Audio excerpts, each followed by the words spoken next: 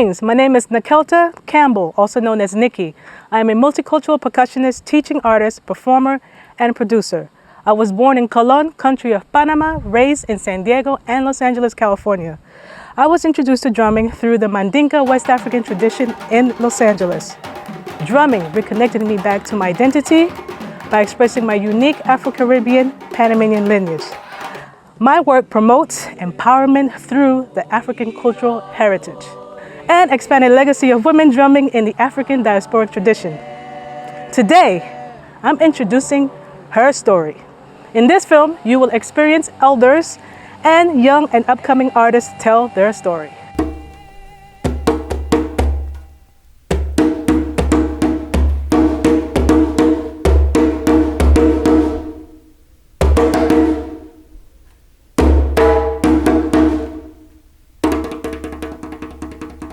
Hey jolly hala, hala leke jolly hala.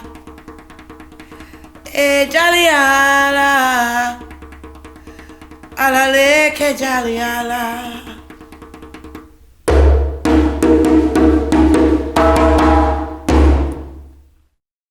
Hi, my name is Renee Smith, Fisher Mims. Grown in LA, a product of Watts, by way of Oklahoma. I'm a descendant of an Indian tribe. I'm the descendant of an African tribe. I'm the descendant of my ancestors. Yep. I'm a hairstylist. I'm a vocalist. But I'm a daughter of the drum, baptized by the fire. So yeah, I grew up in Watts, went to Jordan High, Markham, 92nd, right across the tracks by Central Avenue, experienced all the uprisings, and I'm alive today to experience what's going on. I'm very proud of my ancestors. I'm very proud of my people, all my people of the rainbow. I'm very proud of us right now. So yeah, the drum has kept me safe and sane to this day, because I'm really crazy, y'all. I was interested in African dance, and it was one of the hardest things for me to catch. I had my experiences with the culture, and everything was really good, but I wanted to dance, and I kept trying, and I kept trying, and I kept trying. And then I started to catch it, but I also wanted to drum. I had some experience with hand drumming earlier on when I was in high school. I played some instruments. I played clarinet, violin, a little cello, a little bass, teeny bass. But I loved the drum. And the hand experience that I had, it didn't seem very important then. But as my life, as I grew and then had children, married, did everything, I wound up back here. It started at the Ebony Showcase, really.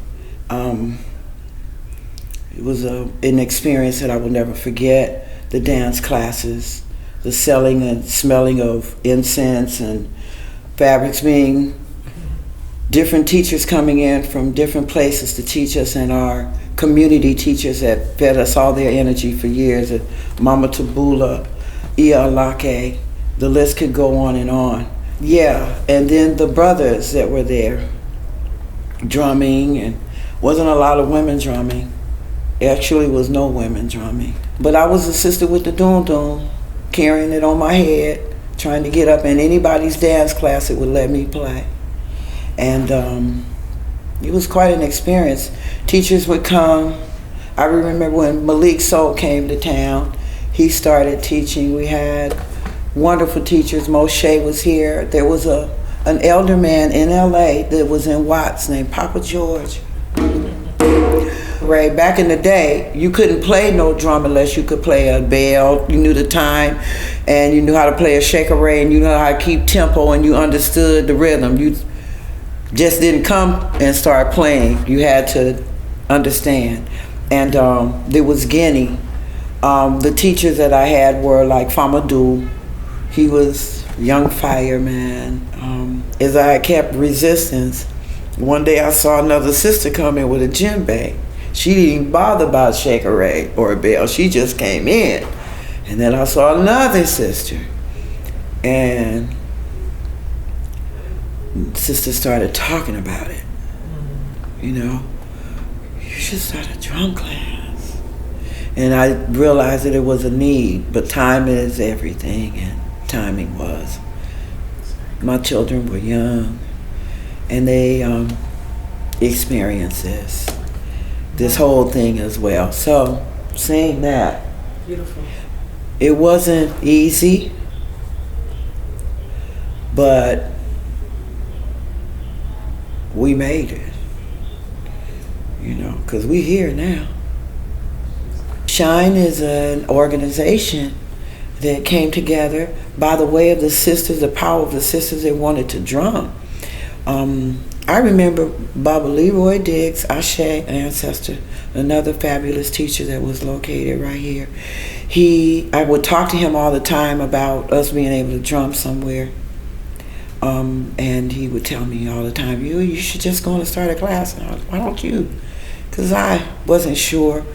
Giovanni, so many young sisters were asking me back then. One day I was talking to Imodoye, and I said, Baba, I came up with a name for girls that drum. He said, what is it? Because I wanted the African name. I said, Shine. He said, what is Shine? He said, okay. I said, it's sisters, healing, inspiring, nurturing, and empowering. He said, what? In Muasi, in the hands of God. So I said, you know, we all are spiritual women. I mean, even in the course of you may not believe in God, but that doesn't necessarily mean that you're not spiritual. These tools we use are instruments, and I'm not shutting no one name down. It's all of it. So in women coming together and understanding from our time, from the time of women, that we've always been called on as the healers. We just want to talk about the vibration of any instrument. First of all, I encourage everyone to have tools, and any instrument or anything that makes a sound for you that's good for your soul, put it in your toolbox and you pull it out for your medicine. I promote this as medicine. Medicine. So whenever you are going through, get your toolbox and do what you need to do.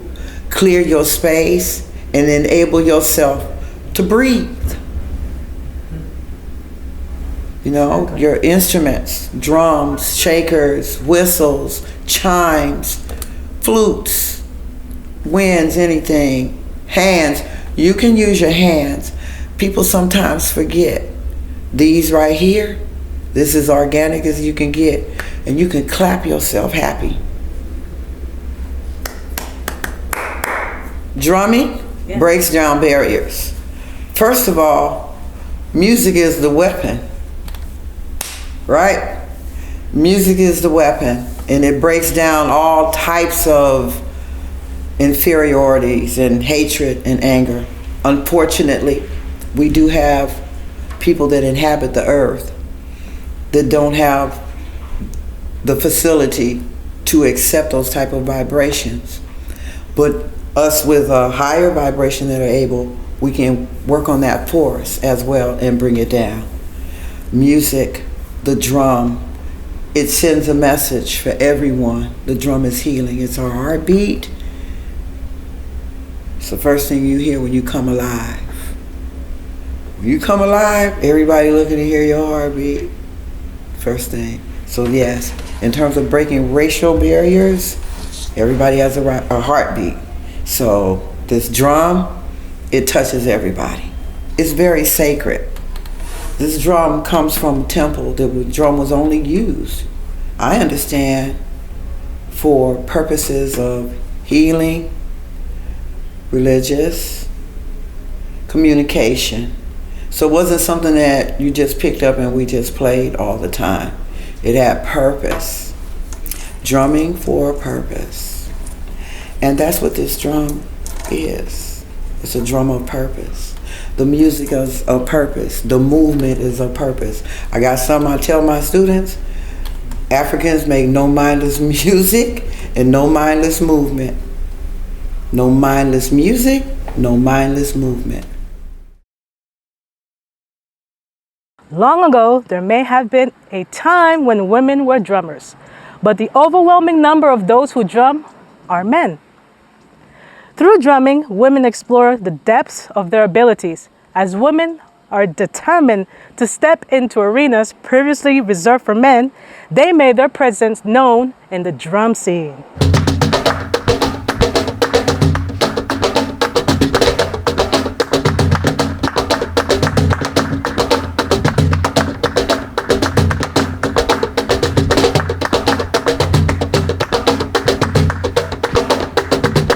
My name is Cassandra Kokocious, and I am from Muncie, Indiana.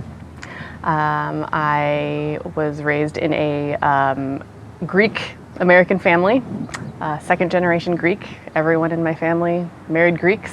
There's always been a love of music around my home. We grew up listening to, of course, Greek music, classical music. My grandfather and I used to sneak to the basement and listen to Turkish music because, but he loved Turkish music, so we would do that. I grew up in a Greek Orthodox church, so I grew up listening to Byzantine chant and that type of music. I was 11 years old, 6th grade. It was time to be in band. It was not even an option in my family. Are you going to be in band? It is, you're going to be in band. What instrument are you going to play? I was like, all right. Well, I really like tap dancing. I really like piano. How about percussion?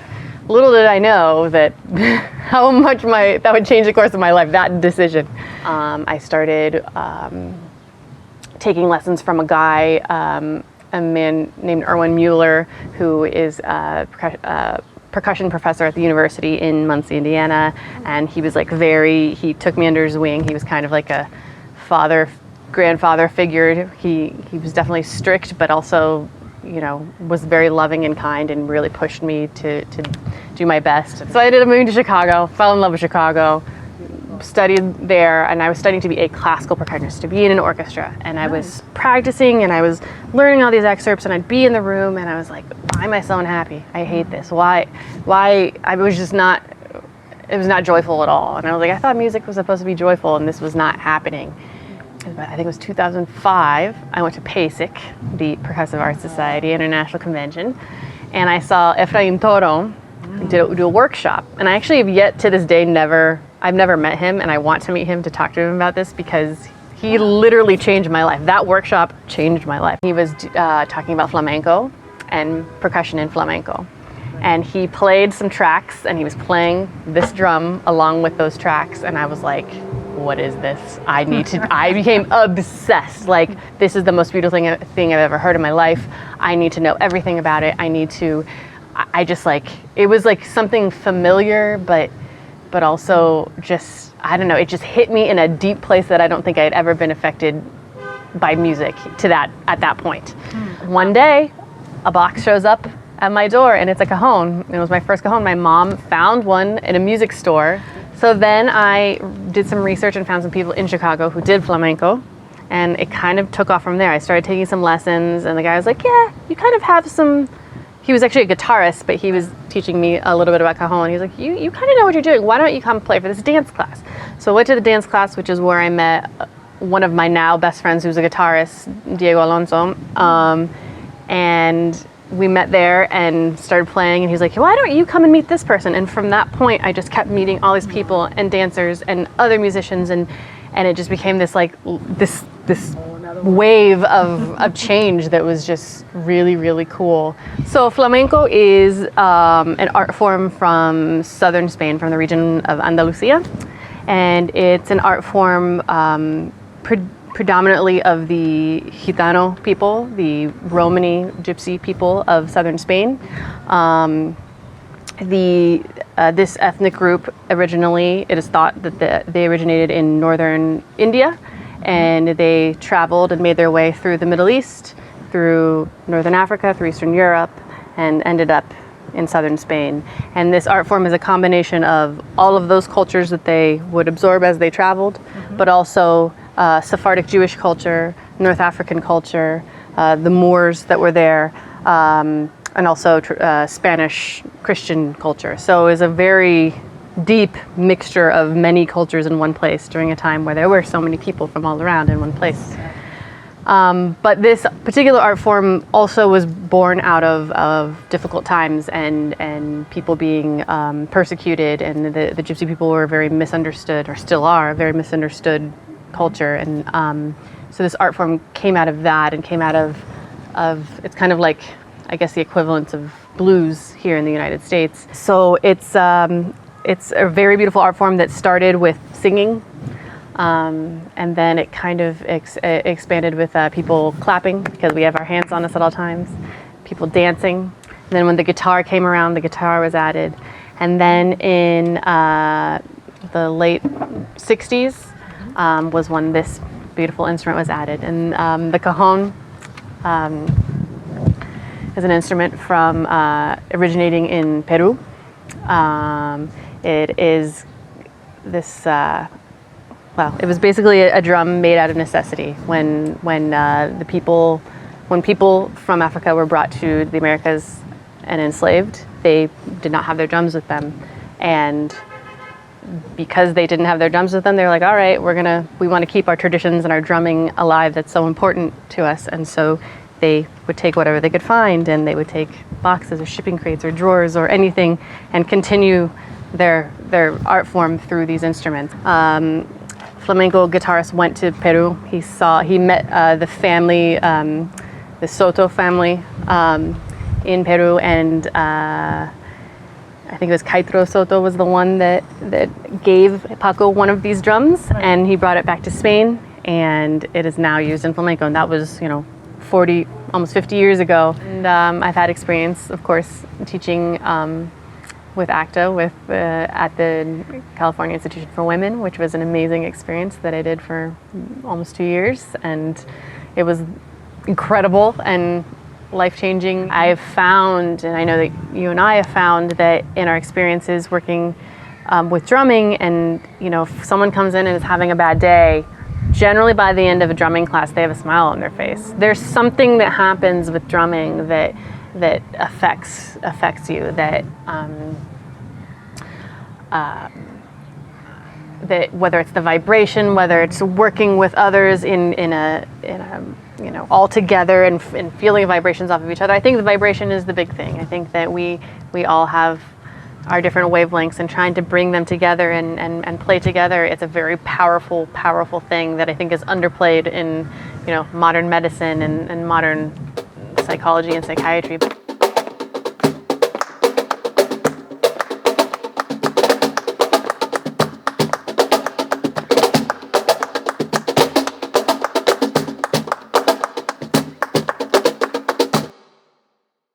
The beauty of what makes up our community is our great mixed heritage.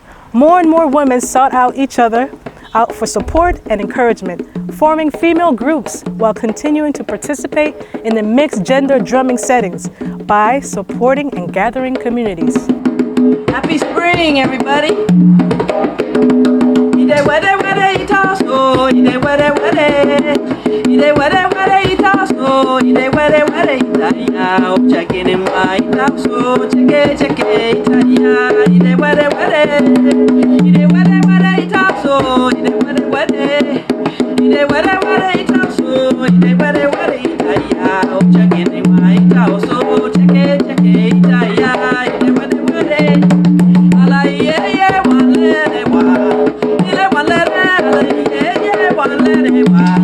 My name is Carolyn Brandy, and I was born in 1946. Yeah, I'm old. I'm a baby boomer. Everybody always asks me, what are you? What are you? So I'm just going to say right now, my lineage, my father, my great-grandmother was Cherokee Indian. She married a black Indian cowboy in Anadarko, Oklahoma. And they had 12 children. And my grandmother Alpha was the youngest of all the 12 children. And when the children were sent away to go to boarding school, they all left Oklahoma to go to Pennsylvania to go to boarding school, where the family worked in the coal mines. And my mother married a young Italian immigrant. I mean, my grandmother married a young Italian immigrant there who was also, his family was working in the coal mine. So on my father's side, I have Indian, Native American, African American, and Italian. And my mother was French and English. So I have just I'm a mixed race woman, and I'm proud of that. And it's been that's been a journey in itself. And so, because for one thing, I didn't know what my heritage was. And when I left my mother's house, I went to Seattle to go to the University of Washington. So it was here I was always thinking about my identity, who I was. And I gravitated towards, black people and people of color. And so my first boyfriend was a black man he became a husband. And his brother-in-law played the drums. And so this was during hippie days. And we were all like big time hippies. I had hair down to here, it was all bushy and, And so we were playing drums a lot. And that's when I started playing. And my brother-in-law, Paul Fletcher, he gave me that first conga that I ever had. And I don't know what happened to me. I had grown up playing the violin, playing classical music. And actually, when I found my father, he was so upset with me. He was like, "Why can't you just be white?"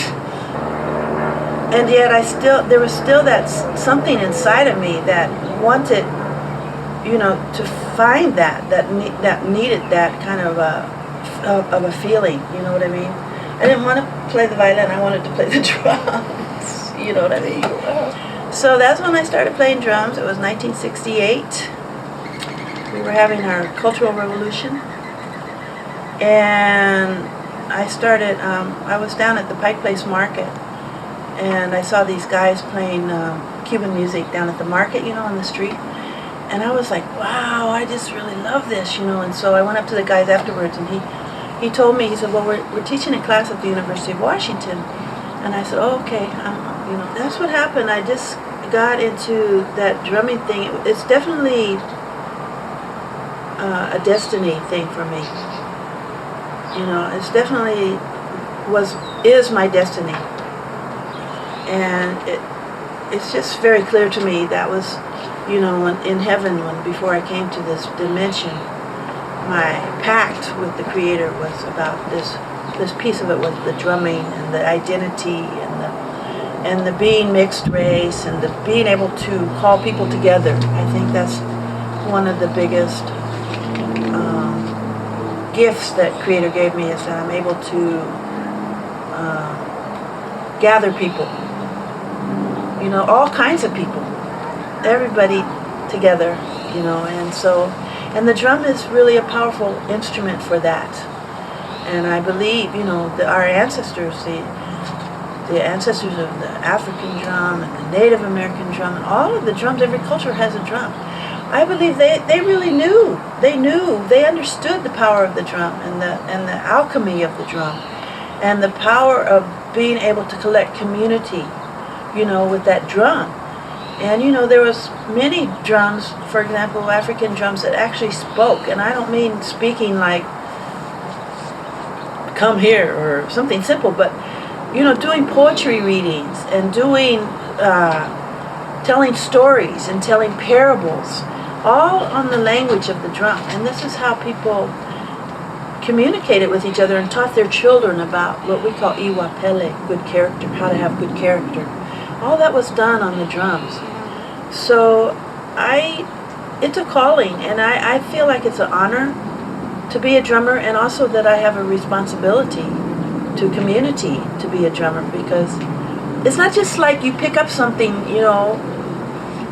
an instrument, and just start wailing away on it. If you really get into what the drum is really about, the cultural component, to be a drummer is like, you have a duty. I believe you have a duty to the community. And so when I went out to San Quentin, that was some of the most deeply spiritual work that I ever did, really. And we played drums, and I also did classes in harmony. and I would go and be their sponsor so that they could have bands, because the fellows couldn't be in the band room unless there was somebody from the outside coming in. So I was going into San Quentin 2 or 3 times a week for about 10 years. And also did work at the, I worked 3 years at the county jail, where I got to work with women. And that was really deep. So incarcerated women, and hearing their stories, and just really, you know, understanding the inequity of it all, you know, not just between men and women, but racially, and the whole 9 yards, you know. So you see it right there in the jail. It's really, nobody hides anything, you know. So that was an incredible experience.